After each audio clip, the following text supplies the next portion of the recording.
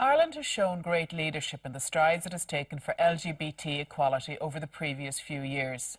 The passing of the marriage equality referendum last year was a watershed moment for the LGBT community and heralded a new Ireland for many. However, another important stride forward was made around this time last year when the Gender Recognition Bill was signed into law. This act now allows transgender people legally declare themselves their rightful sex. So how are we doing 1 year on? And is the T in LGBT still the most misunderstood of all? Joining us tonight to discuss this are Vanessa Lacey, Health and Education Officer with the charity TENI, Sam Blankensee, a non-binary transgender person and National Development Officer with TENI, Catherine Cross, mother of a transgender man and Family Support Officer with TENI, and Dr. Siobhan Burke, Clinical Psychologist. If you'd like to comment on the programme, you can text us at 53131 and place the word tonight before your comment. Or send us a tweet at #VinB or email us at tonight@tv3.ie. Vanessa, if we could start with you. You spent many years married as a husband, father of 2 children, and I'm wondering how you identify now. Yeah, I suppose now I just identify as a woman. Just simple as, really. I think Ireland certainly has changed a lot, I think, over the last small number of years. But certainly when I first identified or knew something that was wrong, it was in the 60s, early 70s. And how old were you? It's very hard to know whether you're 3 or 4 or 5 or 6, especially kind of thinking back, but it's like my first memories was, yeah, there's something really significantly wrong here. And it's very much you're internalising that feeling of wrongness and you're burying that. And I think really what comes from that is you're creating a facade. And so you're complying with what society is, you're fitting into the bracket that people have there. Again, it was a totally different society at that time.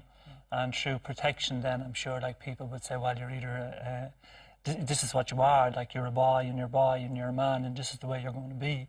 And then you kind of comply and you fit into the brackets that they have for And you. is that what you mean when you use the word wrong? Is that what felt wrong? I think it was wrong. It was the word, it was wrong. And it was very much like, again, at that time, it was very much a religious country.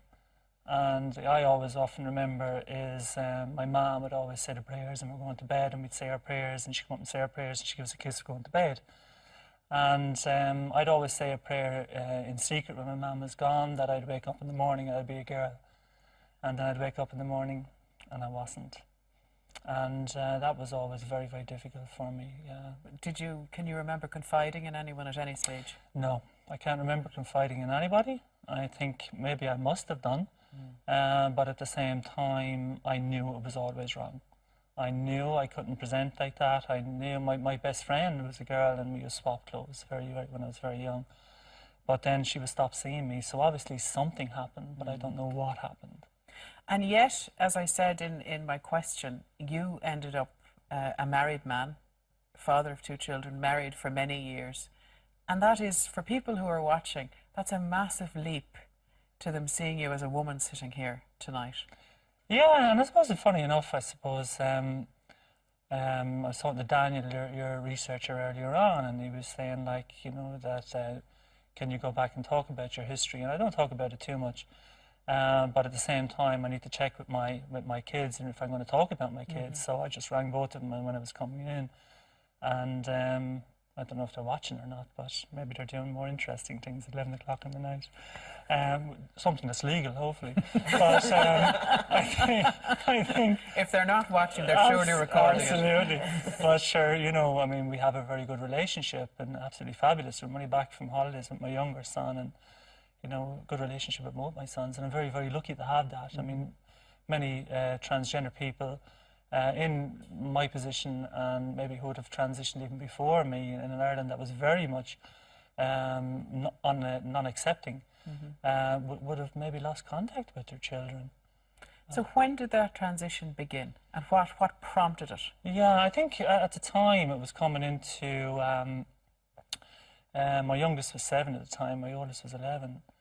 and I was just living in sheer misery, and it was just getting worse and worse and worse. And I think that the older I was getting, the worse it was getting, and the harder it was to keep up the facade.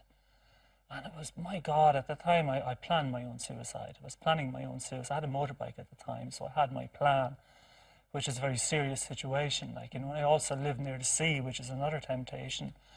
And it was live or die, really. And I remember I went to see a clinical psychologist in Dublin, and he diagnosed me with what was GID. He said, "Oh, I have no doubt about it, you have GID." And I was thinking, what the fuck? Can I swear on this program? No. But I said, is this program, what's GID? So I came back out and someone says gender identity disorder. So I got a diagnosis of a mental health condition, and I was thrilled to get a diagnosis of a mental health condition, because then there was a name on it.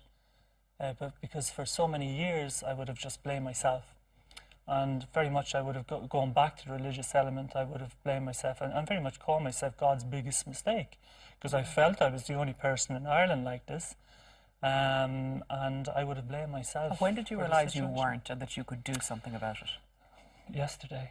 But I think it was. I was thinking about that question actually today, and I think when I got that diagnosis, at least it was a label. But I mean, I don't agree with pathologization, and that will be zoned out over the next couple of years. But I think it was through information. Very little understanding in Irish society going back 8 or 9 or 10 years ago. And before that, and very much like the media would have sensationalized it. And so there was nothing, there was absolutely no information. I remember going to the library, there was nothing. So I went to college. I mean, I left school at 14 years of age, so I knew I needed to educate myself in this area. So I began educating myself in this area. So now I would work in different panels in Europe and the world, and very much privileged to be in that position. But at the same time, I needed to have an understanding, I needed to know the research, and I needed to know what I was talking about. And what happened then? Then I had a eureka moment to think, Jesus Christ, I mean, I would have blamed myself all them years, and young people and adults blamed themselves for all this time, and we're just as another part of human diversity, really. It's just a very human condition, not a mental health condition. It's a very human part. And it's very much, Alison, like, you know, you would blame, I was thought about blaming yourself. And people say, oh God, you know, when did you make this choice? And I swear, like, if it was a choice, I wouldn't be choosing to be in this situation in Ireland, certainly at that time. Do you hear that a lot? Do people use that word a lot, choice? Now and again, now they talk about maybe choice, like, you know, and Jesus, like, you know, growing up in certainly in Waterford in the late 60s and 70s and 80s and 90s, and you're fit, there's no box for you. You're just isolated, you're in space, but you're living it all inside your head because you can't share it with anyone. So you're totally isolated, you're totally alone, and then the situation is, maybe I'm better off taking my life. But in the last 8 or 9 years, then you're kind of building on that knowledge and thinking, Jesus, here's an opportunity to save lives by giving that understanding, demystifying the situations, informing people, letting people know that this is a human condition, and letting people know that there's help, and building supports for people, and educating professionals to be able to work with people in this situation. Can you explain to people who find it difficult to understand or to identify with how different you feel now compared to how you used to feel? Would you describe yourself as comfortable in your skin now? Yeah, I think, again, like, it's a great question. I think, absolutely, I feel comfortable in my skin and happy to be me. But at the same time, society have a little bit of a way to catch up, because they still have that attitude, because they're lacking in information. I've gained the information because I went and tried to understand it. But society are a little bit still behind. Now, I have to say, in Ireland, we're catching up quite quickly. I mean, I would travel Ireland with my job because I train clinicians and health professionals, and I would find people have a much better understanding. People are looking for the information, and because of really good media like yourself is doing, people have a better idea. So it's easier to be trans. Not that it's all perfect show at the moment. I think over the next 10 years we will progress again, and it's going up a ladder, and we are evolving, and certainly on that route. So I feel comfortable. People, I suppose, not sure about asking the questions, a little bit uncomfortable themselves, but at the same time they're travelling a journey. and they're certainly getting there. So I have to say, like, hats off to the Irish society and Irish public. Thank you for that. Sam, reading out the introduction earlier, I was very conscious of getting it right, and I think that's one of the issues surrounding this whole area, being conscious of misspeaking, using the wrong language, and not understanding enough. So even when reading out your introduction there and seeing the words non-binary, they will actually, those two words will for many people, I think, be the first time they'll have heard them. Maybe you'd explain to us what that means.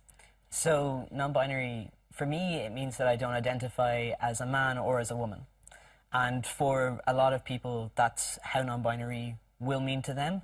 That's not to say it's everyone's definition. But for me, it means that for a long time, I'm definitely not a girl. Right. So I guess I must be a man, but then more recently I've been more comfortable to say, yeah, I'm non-binary, I don't identify as a man. Okay. I don't fit into that box. So maybe if it's very difficult for people who do identify with the gender that they are born into, and again, I'm conscious that I'm using the correct language here, so that people would find it very difficult to imagine the idea of not identifying with one gender or another, or this term gender fluidity, where you're going from one to the other. Yeah, I think that Ireland is starting to have some of these conversations. I think that's fantastic. And I think there's definitely a long way to go to be able to have these conversations in a more nuanced way with a lot more people. But I'll say for me, I for a long time, I had a very negative identity. So I identified as not a woman. And that was how my identity went for a long time. And I transitioned medically, and I was always going about comfort. And even now... We've probably got ahead of ourselves a little bit. Can you explain, in terms of your own story, your first memories of that sense that Vanessa described, of things not being right or feeling different? Yeah, so I was about 16 when I realised I was trans, but I'd always felt different. I'd always felt that I didn't fit in. I just didn't know why.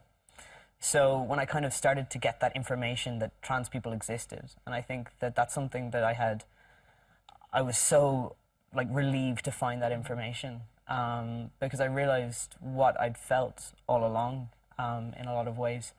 So I was about 16 when I realised that I was not a woman. And from there, I kind of explored my identity a bit more and kind of realised that, yeah, I didn't identify as a woman. So for it to be easier for everyone else to understand, that I should probably just say that I was a man. And even up until this year, even up until the last few months, it's been easier to just say that I was a man.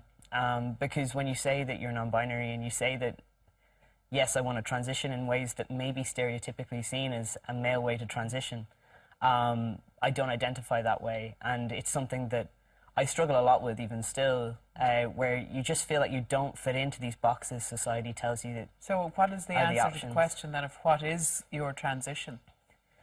For me, it's all about comfort. It's all about feeling comfortable in my skin. And it's all about feeling comfortable in society. So my transition was all about kind of trying things out and seeing what felt right to me.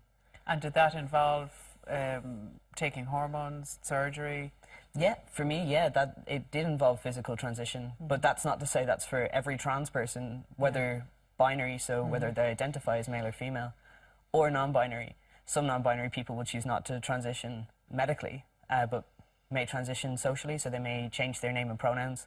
Other people... Explain that how do you like to be referred to as, is he? I mean, given that the name Sam can be identified as male or female, if somebody was to say, is that taxi, I'm ordering a taxi for Sam, is that a male or a female? What should the answer to that question be in your case? So if there was for me, ideally, if there was an other box, yeah, I would pick the other box. And what would the other box say? What would...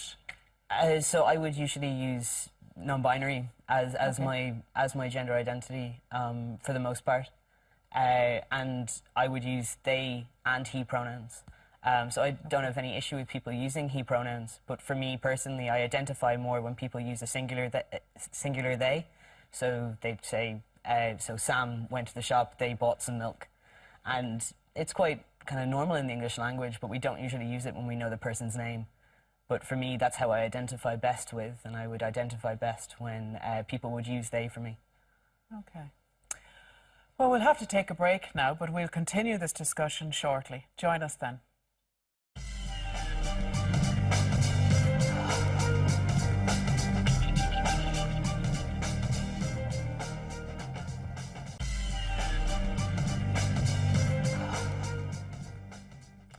Welcome back. Let's take a look at some of the texts and tweets that are coming in.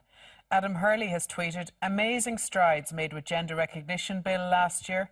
Great work done by Kevin Humphreys and Joan Burton on making it a reality." Jerry Neal says, "Fair play to Vanessa for coming on and speaking about her life. She is a remarkable woman. Indeed, I admire her."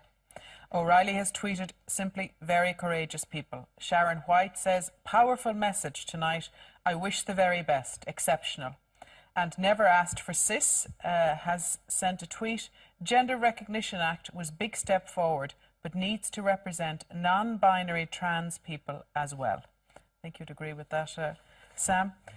Catherine, you are the parent of a transgender person, your son Lucas. Maybe you could tell us a little bit about being the parent of a transgender person. Well, I suppose, firstly, it's not in the parenting books. It's not something that... Indeed. It really isn't. I suppose Lucas would have been born my daughter and would have presented as a very tomboyish girl. Nothing particularly unusual. We thought she was quite quirky and, you know, that was fine until puberty hit. And she would have said she was gay first, and I was okay with that. It's fine. There's no problem with that. What age was she at that point? I'd say almost 15, 14 and a half, maybe going on 15. And then it was just sort of on the onset of puberty, you know. Yeah. And then came out as transgender, and to be honest, I didn't know what it was. I had no clue. But I knew we were in trouble, you know. It's quite devastating and very isolating for a parent because well, I didn't know anybody that was transgender. I certainly didn't know another parent that had... And you kind of wonder, what did you do wrong as a parent? Because you think you have this, you know, unbelievable control over your kids, you know. You're going to raise them well and they're going to turn out exactly... you know, and then all of a sudden that path changes, and it was difficult. And then, you know, as well as that, you're grieving the loss of your daughter as well as trying to embrace your new son and support them the best you can. You know, I knew at the time there was never going to be a question, but I would support my child. I just wasn't sure how I was going to do it. You know, so and lucky for me, a couple of months just before that, there was a support group that's established by Vanessa. I think they'd met once or twice before I joined. Is this with Transparency is a parent okay. support group. So they met in Carlo every month, and that was really my saviour because where else would you get information? What were the practicalities that you were dealing with? At that time, it was just acceptance and the loss of my daughter. At that time, I was definitely grieving. I cried every day for well over a year. It was really, and not something you can share. Were you trying to hide that? Yeah, especially from Lucas, yeah, definitely. Because I was trying to... I mean, he knew I was struggling. He definitely knew I was struggling. We were quite open about that.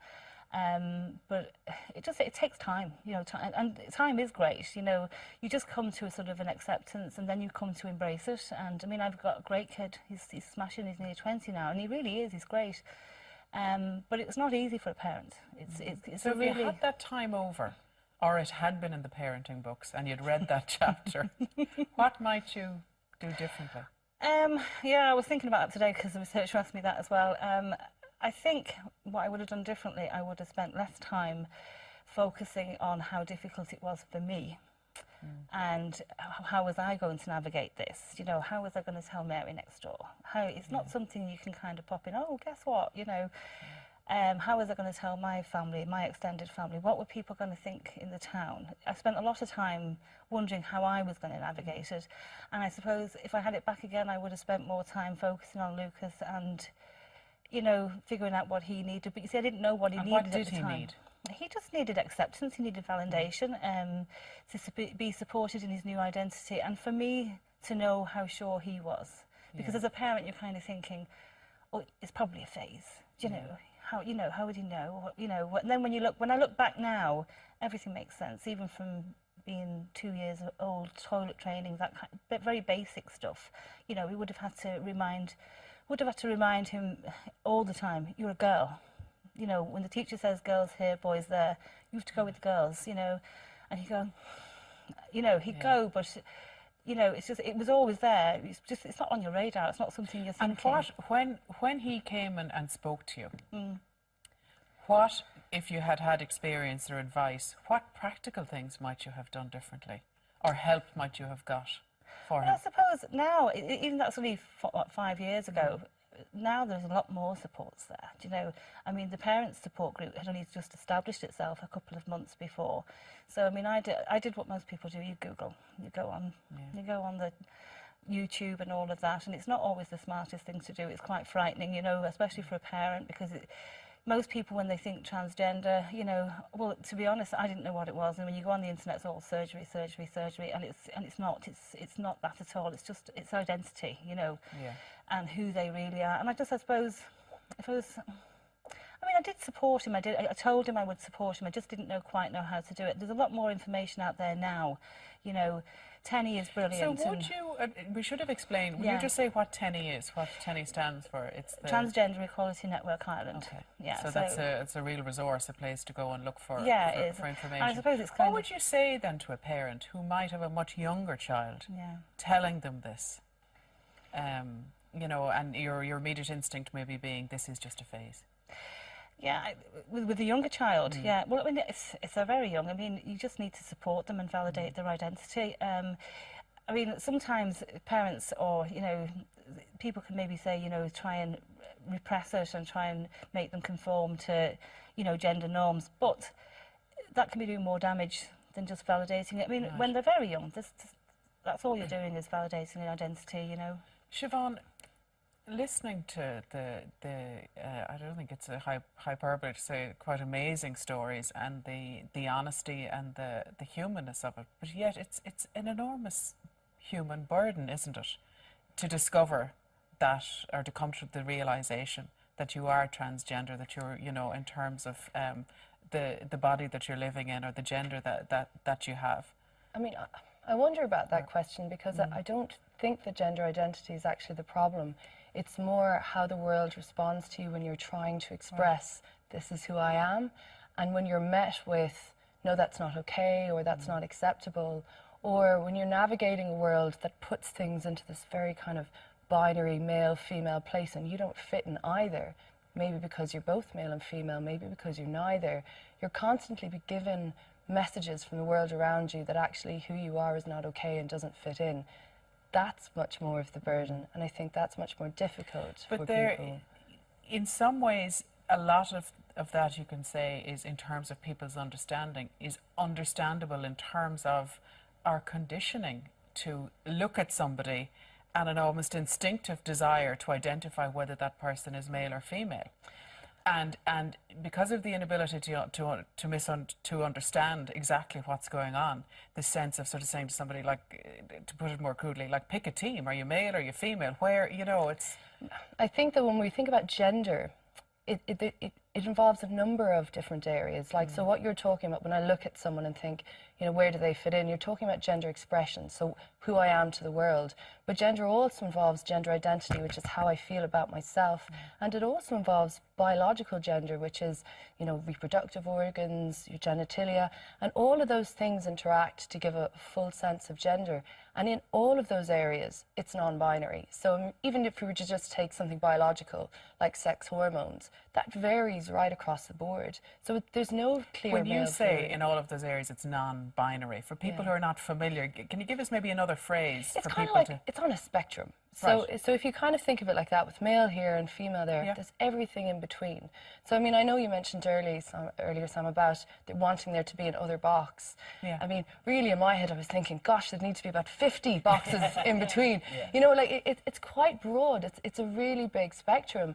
And actually, the important piece, again, like you were saying, is it a big burden for people?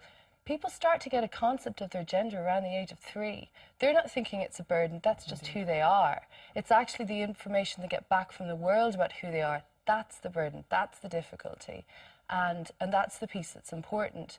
So really what we're trying to do, and what I think would be important, is to put information out there and let people know that when your child starts to identify within that other spectrum, that actually the most important thing is to be accepting and supporting and trying to create a world around that little person that actually says to them, we love you just the way you are, because that's really the important piece, if that makes sense. Okay. We'll take another quick break now, but after that we'll continue with this discussion.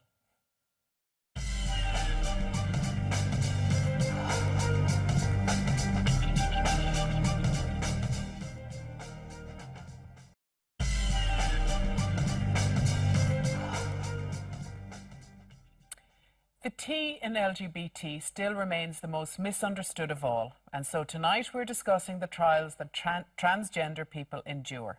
Now, there's an awful lot of tweets on this subject, which is good. I think a lot of reaction. Mary Buckley has tweeted, "It takes huge courage to be one's true self. Impressive accounts on VinB." David Monaghan says, "Important discussions happening on VinB right now in relation to trans issues in Ireland. Well done to all speakers. You show great strength." Niamh Grennan has tweeted, "Visibility changes attitudes. Much respect for telling your stories. Education is powerful."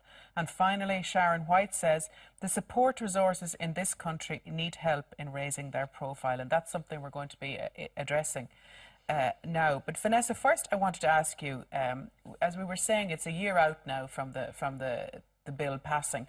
And as I understand it, 150 people have registered their gender. How can you give us an idea of how in a population in Ireland, how many transgender people there are? Yeah, it's very difficult. Can we know? Yeah, it's very difficult to know. I mean, the European Human Rights Commission would suggest that 1% of societies identify as transgender in some means, but 0.2% then will transition to some extent.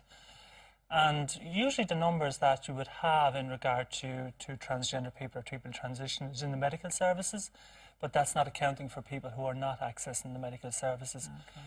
So I think, I'm not sure of the exact figure in the main Would clinic. you describe that as a silent population that can't be counted because they haven't presented, yeah, right? Yeah, okay. it is. Okay. I mean, the main clinic in Ireland who works with transgender people is run by Professor Donald O'Shea in St. Columcille's Hospital in Loughlinstown.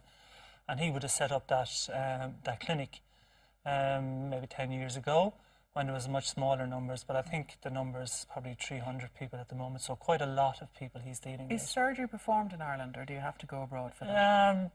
Abroad mainly, okay. I think, for most, okay. but yeah. Sam, I'm interested in asking you, Ireland is one of very few countries that has introduced this legislation. But what it's like, for instance, when you're travelling, when you're using your passport, when you're going to countries that don't have that recognition, is it a problem? Can it be difficult? My passport wouldn't give away that I was trans in any shape or form. That said, the International Aviation Authority does recognise X on a passport, so it would be possible for non-binary people to have their gender recognised on their passport, although that's not possible currently in Ireland. But I've never had an issue travelling, although I know that there have been issues in other countries. Okay. So, Siobhan, the services that are available to people, is there enough there? What's needed? I mean, it sounds like there are so many different angles to come at this. The support, as Catherine said, that parents need, obviously that individuals need. I mean, I'm mostly interested in children and adolescents coming up at the moment. It's just the area that I'm interested in, and we don't have a national service for this group. And the problem is that you're waiting between 2 and 18 months sometimes for a CAMHS referral in order to get which referral? Child and Adolescent Mental Health Service. So a CAMHS referral, which you then need in order to get a referral, if you're lucky, to the Tavistock Clinic in London, who come over once every 3 months. And an assessment, for, I suppose, your suitability, if you were looking to do a sort of biological transition, needs to take place over What do you mean by a biological transition? Well, for some people, they would like to transition from, let's say, maybe male towards female or vice versa. And it's much better, really, to start that sooner because... But what does biological mean as opposed to just an ordinary transition? Okay, so you've got social transition, which is like identifying socially as, female if you were born male, vice versa, or again within that spectrum. But then you have people who'd like to do it biologically, so that would mean they're looking for their hormones to change. So for someone who was born as male, they'd like maybe for it to have female sex hormones, to soften their voice, for example, to prevent kind of overproduction of testosterone. I don't know if I'm doing it justice because that isn't my specific area per se. My job would really be... Would those hormones prevent breasts growing? Well, I mean, the first stage, again, this isn't my area would be the assessment beforehand, sort of taking a look at psychologically how's this person doing. But my understanding is we start off with hormone blockers, which essentially press pause on puberty, allowing that adolescent a little bit of time in order to identify within their world as their preferred gender identity, allow them to kind of see this is right for me and how does this feel, and then move on to cross-sex hormones if that's the right path for them.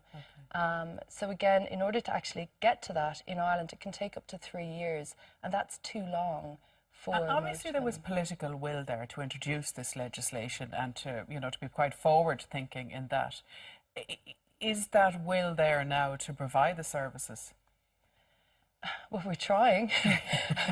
I mean, look, all we can really do is lobby and be pushy and actually come on Catherine, here and say we need it. Can I ask you, at what age you think that a child who tells a parent that, and you go through the discussion, you know, all of that, how early that treatment should start?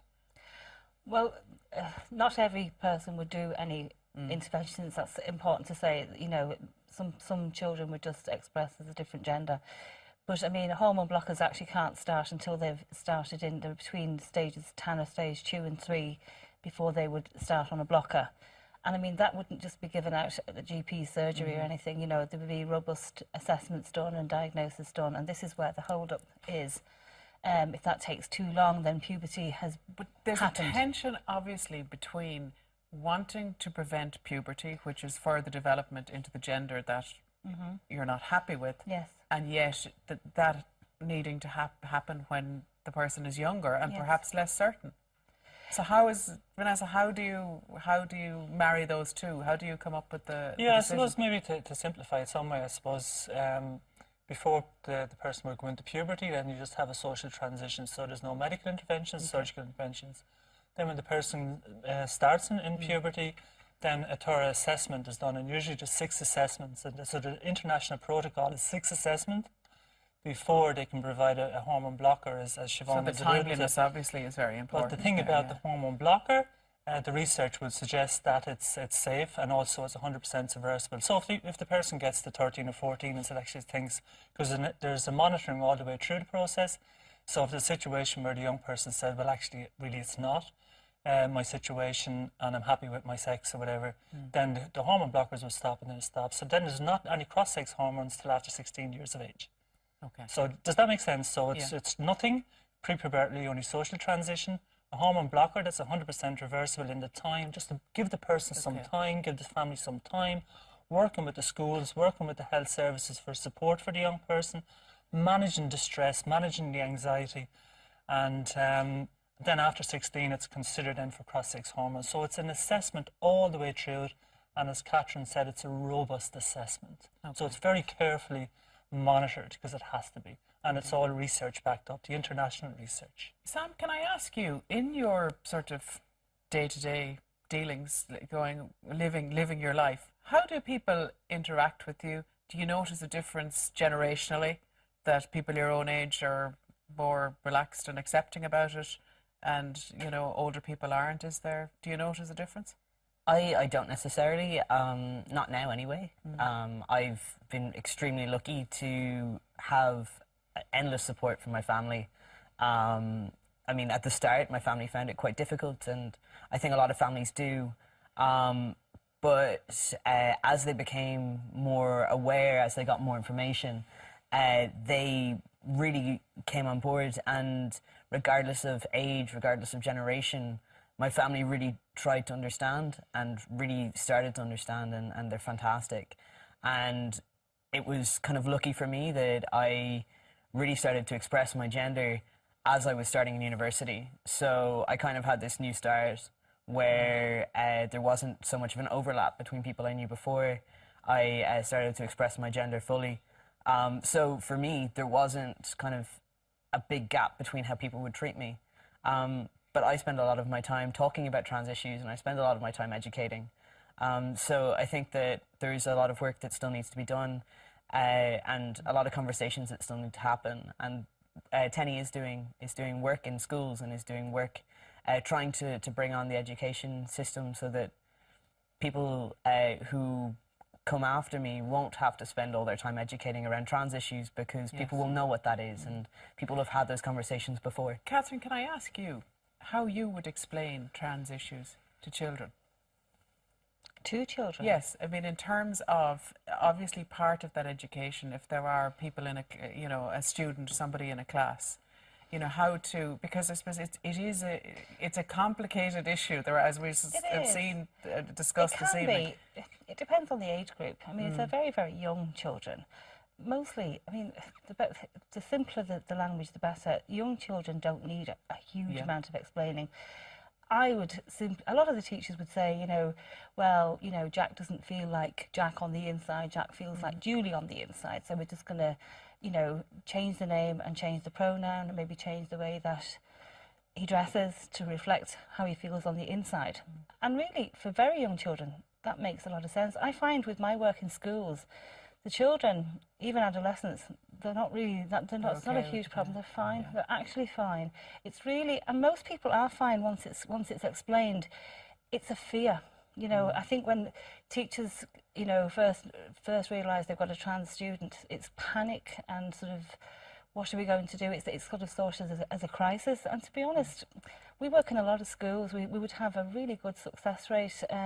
You know, education and knowledge is brilliant. Once people get their head around it, you know, very often, you know, you bring back to the school 4 or 5 weeks later and ask them how are you getting on.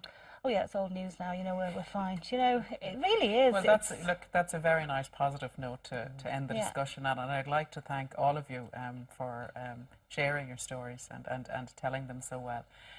Don't forget that if you want to contact Tenny, you can access their website at tenny.ie. That's TENI.ie. We'll be back for a preview of